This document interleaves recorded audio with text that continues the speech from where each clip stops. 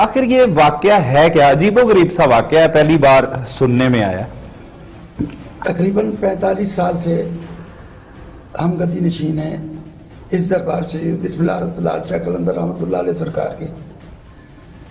पहले इनकी दादी थी जिसने ये जगह दी थी। किन की दादी? ये अपना अरशद वलताज की। अच्छा। मेरे बड़े भाई थे जिनका इंतकाल हो गया था या लाहौर में। अच्छा। वो रेलवे मुलाजिम थे। तो यही लाहौर का एक बंदा मेरे भाई का दोस्त था, वो भी रेलवे मुलाजिम था सक्खर में।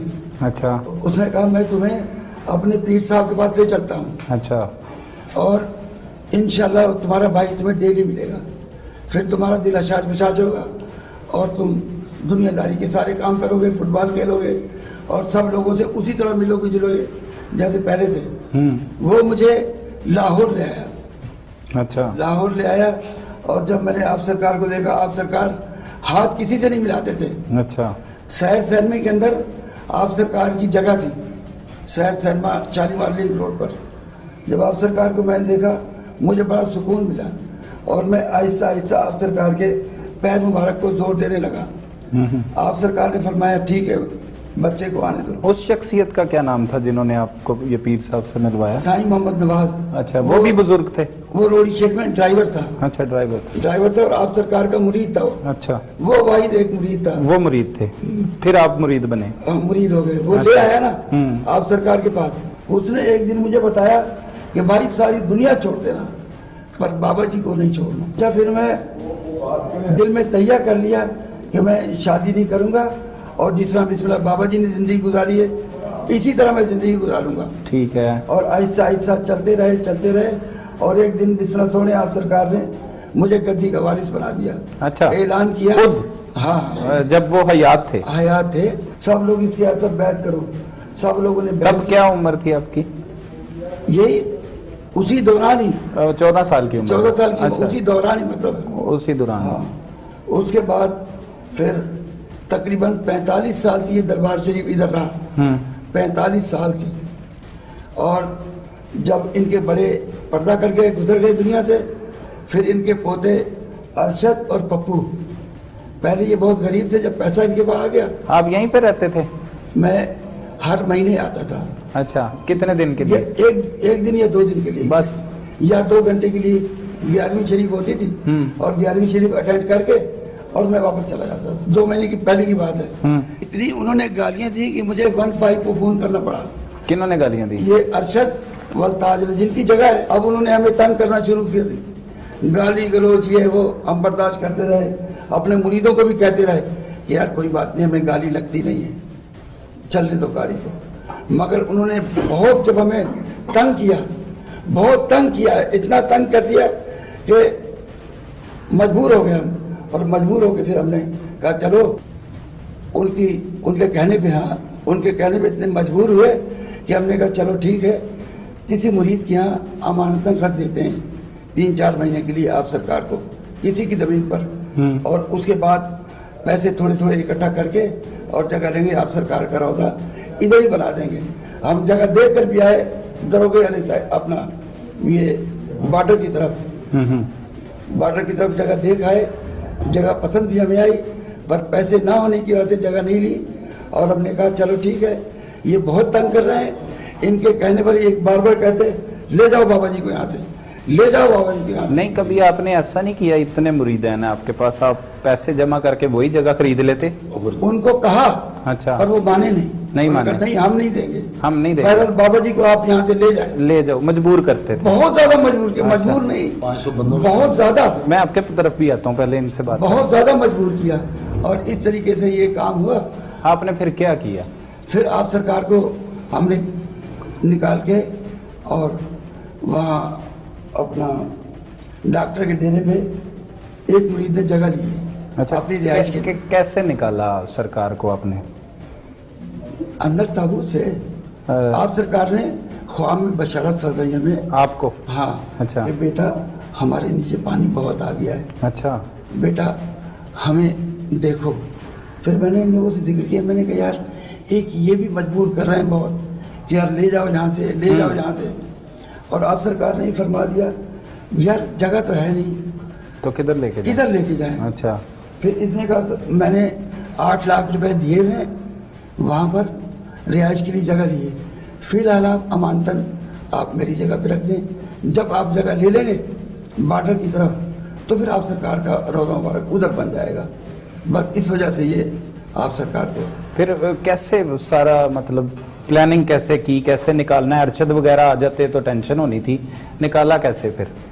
खुदाई करके निकाला। हाँ, खुदाई की। हाँ, खुदाई करके निकाला। कैसे की, कितने लोग थे? क्योंकि वो बड़ा मुश्किल काम था जो आपने कर लिया, वो तो उसके लिए तो आपके साथ कोई गायब भी ऐसे लग रहा ताकतें थी जैसे आपने तो कर गायबी ताकत तो हो गई नहीं है, जब आप सरकार ने ख्वाब में बशारत फरमाई तो गायबी ताकत तो हो गई। तो कितने लोगों ने किया ये इतना काम? सिर्फ 2 बंदों ने ये खोदा, हाँ। वो फर्श तोड़े इतने? हाँ, 2 बंदों ने, ज्यादा नहीं, सिर्फ इस बच्चे ने, ये बच्चा ना और ये 2, बस बस 2 लोगों ने इतना बड़ा काम किया। बिल्कुल। तो जब आपने जियारत की सरकार की, तो मतलब जब आपने तो नीचे आपने देखा पानी था या उनका चेहरा किस तरह था, मुस्कुरा रहे थे, क्या था, फीलिंग क्या थी उस वक्त जब जियारत की आपने सबसे आप पहले? सरकार का चेहरा मुबारक जो था, आप सरकार बिल्कुल एक हड्डियों का ढांचा थे। अच्छा, उस वगैरह आप सरकार के चेहरे मुबारक पर नहीं था। अच्छा, ना वजूद पर भी नहीं था, बिल्कुल आप सरकार बिल्कुल एक पिंजरे की सूरत में थे, हड्डियों का ढांचा थे बस। अच्छा, वो फिर कैसे उठाया? फिर हमने क्या किया? पानी था नीचे? हाँ, नीचे पानी था ना। पानी वो आया हुआ था जो आपको ख्वाब में आया था? पानी आया हुआ था और कई आदमी आए, उनको भी दिखाया। मैं कहा देखो यार, उन्होंने कहा बाबा जी आप तो मालिक हैं, आपको ही ख्वाब में बचा देंगे। वो लोग तो सिर्फ अपनी जमीन के चक्रों में है कि बस निकलो यहाँ से, आपको तो उन्होंने बहुत मजबूर कर दिया। अच्छा, फिर वो हड्डियों का ढांचा जो है, हाँ, वो चादर ली हमने, वही जो दरबार शरीफ के ऊपर होती थी, उन्हीं चादरों में बिस्मिल्लाह सोने आप सरकार को रखा और के वहां जाकर इसकी जगह पर आप सरकार ने जो आपको सबक दिया, सबको आप मुरीद हैं, आपको ये एजाज़ हासिल है कि आप सबसे कम उम्र उनके मुरीदों में से मुरीद बने, फिर आपको उन्होंने अनाउंस किया गद्दी नशीन के लिए, ये किसी एजाज से कम नहीं है इंशाअल्लाह। ये आपके लिए एक बहुत बड़ा एजाज है, बहुत बड़ा एजाज है। बिल्कुल। और जो लोग मानते हैं, अकीदत रखते हैं, वो इस चीज़ को समझते हैं, एहतराम भी करते हैं।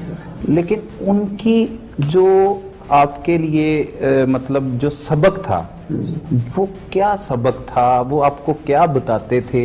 और आप आगे गद्दी नशीन एक बहुत जिम्मेदारी वाली सीट होती है, जगह होती है, कोहदा होता है, आप लोगों को वहां पर कौन सा दर्स देते थे? यही दर्स देते हैं कि देखो सब्र करना।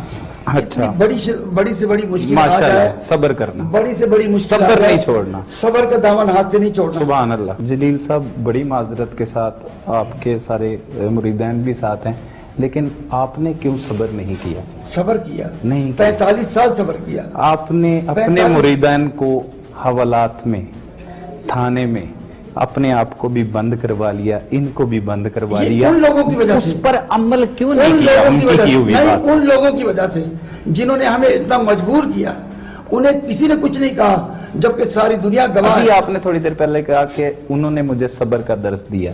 अल्लाह भी हमें सब्र का दर्स देता है, हम मुसलमान हैं तमाम लोग, लेकिन आपने तो सब्र ही नहीं किया। आपने तदफीन, अच्छा, बहुत सब्र किया। अच्छा, बाबा जी के अंदर जान तो नहीं थी, बाबा जी तो पर्दा कर चुके हैं, तो अब क्या प्रॉब्लम्स थी? वो उस मैयत को, उस हड्डियों के ढांचे को क्या मसला था? वो यही कहते थे कि बाबा जी को यहाँ से ले जाएं, बाबा जी को यहाँ से ले जाएं, यानी तुरबत मिटाएं यहाँ से। अच्छा, ठीक है, वो मान गया, ले जाएं, उनके कहने पे आपने कर दिया, लेकिन फिर उन्हें क्या प्रॉब्लम हुई जो उन्होंने आपको पकड़वा दिया? यही तो हम कह रहे हैं कि कितने डुप्लीकेट थे ये, कि उधर हमें इतना प्रेशराइज किया खुद से, और एक बंदा आता था किरौल का बंदूक टांग के, अल्लाह जाने चबेल है क्या है, और जनाब अली आके और कहता बाबा जी अगर आपको इधर रहना है तो इज्जत एहतराम से आए और सज्जा सलाम करें और चले जाएं, यहाँ पर मुरीदों को मत बिठाएं, कोई लेक्चरबाजी मुरीदों को मत करें, अगर आपने ऐसा किया तो अच्छा नहीं होगा। और कलाशिकोव दिखा के और जनाब अली फिर हम रो के रह जाते कि यार अब क्या करें, किस तरफ जाएं, कोई रास्ता नहीं मिल रहा था। बशारत कितने दिन पहले हुई आपको? पहले 2 साल पहले हुई थी। अच्छा, कि यहाँ से निकाल लो मुझे? मुझे बेटा देखो पानी आ रहा है, बेटा हमें देखो। फिर उन लोगों ने ही बड़ा हमें तंग किया हुआ था। मैंने कहा पानी कितना कितना था जब आपने वो मैयत को निकाला, तो कितना कितना पानी था? सारा गीला था बिल्कुल। गीला था कि ऊपर तक था? नहीं, ऊपर कुछ भी नहीं था, गीला था, बस गीला था, सारा गीला था बिल्कुल। तो कफन लिपटा हुआ था बाबा जी के इर्द गिर्द? कफन वगैरह कुछ भी नहीं था। वो लकड़ी जो फट्टे थे ना, हाँ। जिस संदूक मुबारक में रखा था, वो भी पानी हो गए थे, गल गए थे बिल्कुल भी, कुछ गल नहीं चुके था। थे? कुछ भी नहीं था, कफन मुबारक भी नहीं था, कुछ भी नहीं था, सिर्फ हड्डियां चुनकर हमने वो चादर मुबारक पे रखी। तो वो हड्डियां अब कहाँ पे गई? वो हम लेकर आए थे ना, वहाँ रखा, उसी टाइम पुलिस हमें यहाँ ले आई। तो वो जो निकाल रहे थे उन्होंने दोबारा हड्डियां क्यों दफन कर दी वहां पे? ये भी अजीबोगरीब सी बात है। ये क्या रहा है आपके साथ? इसलिए हो रहा है, ये क्या हो रहा है? इसलिए हो रहा है कि उन्होंने पहले निकाल रहे थे, आपको कह कह के मजबूर किया निकाल दो, फिर आपको पकड़वा दिया और फिर हड्डियां ले गए।